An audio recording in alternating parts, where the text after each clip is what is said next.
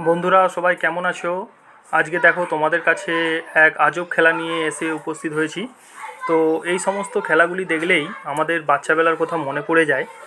তো আজকের খেলা হচ্ছে বালতিতে বল ফেলা প্রতিযোগিতা। তো কারা কারা অংশগ্রহণ করেছে তোমাদেরকে একটু ইন্ট্রোডিউস করে দিই।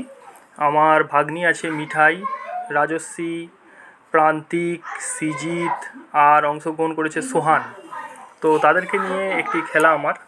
তো তারা সবাই চেষ্টা করছে বালতিতে কিভাবে বল ফেলতে হবে। তো সবাই চেষ্টা করছে।